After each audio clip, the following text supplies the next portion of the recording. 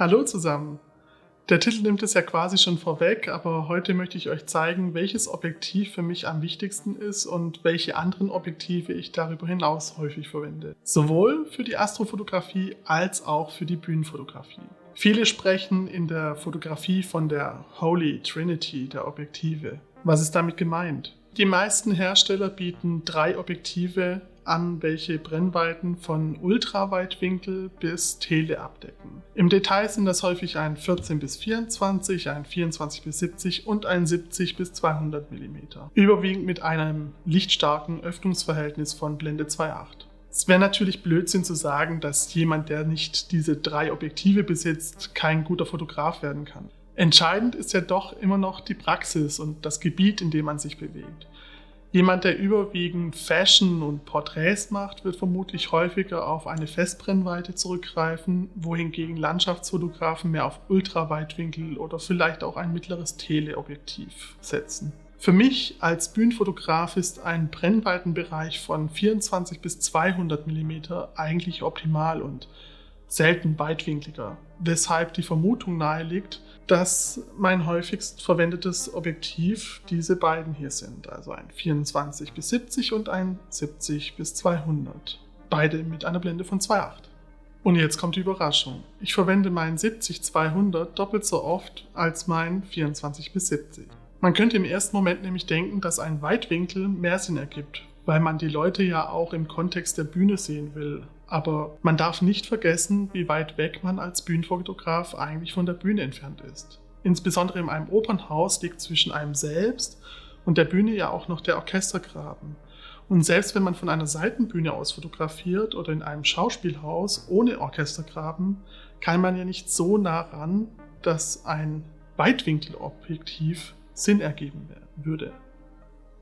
Der Vorteil von langen Brennweiten ist aber auch, dass man mehr Tiefe in seine Bilder bekommt. Und ich finde es total wichtig, dass man den Eindruck von räumlicher Tiefe auch vermittelt bekommt. Denn wenn Bilder zu flach wirken, sind sie in meinen Augen langweilig.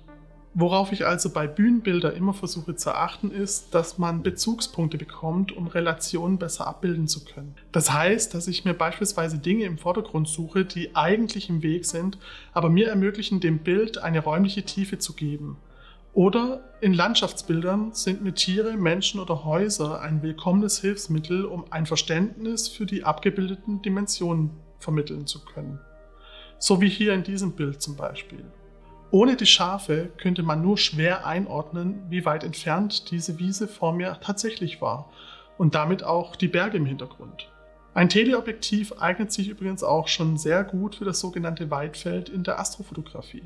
Die meisten Nebel kann man mit einem Vollformatsensor bereits ab 600 mm gut abbilden, wie hier zum Beispiel der Rosettennebel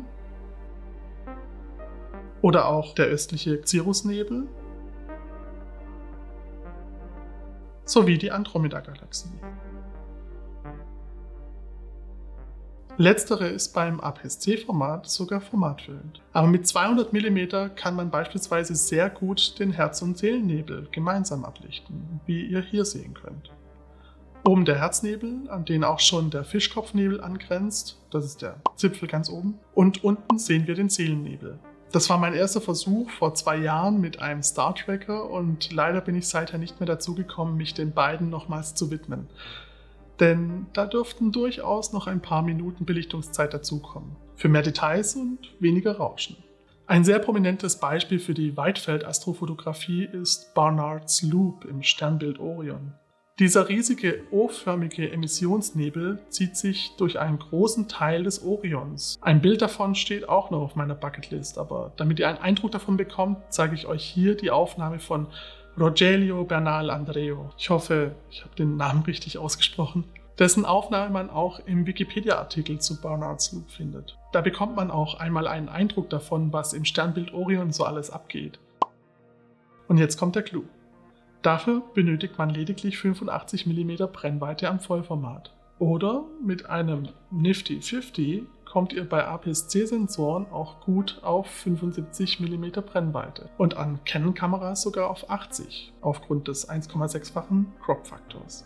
Man benötigt dafür also keine übertriebene langen Teleobjektive für Tausende von Euro und mit einem Star Tracker kann man hier schon erstaunliche Ergebnisse erzielen. Man muss also nicht die krasse 2000 Euro Nachführung auffahren, um hier schon zu schönen Ergebnissen zu kommen. Nach Möglichkeit wird das mein Winterprojekt für dieses Jahr, aber in den letzten Wochen macht einem das Wetter ja sowieso den Strich durch die Rechnung.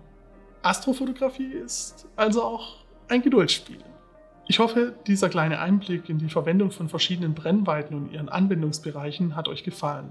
Falls ja, dann lasst doch mal gern ein Like da und abonniert den Kanal für weitere spannende Fotothemen und lasst mich gerne in den Kommentaren wissen, welche Brennweiten ihr am häufigsten verwendet und vor allem wofür. Damit verabschiede ich mich mal wieder und wünsche euch bis zum nächsten Mal Clear Skies.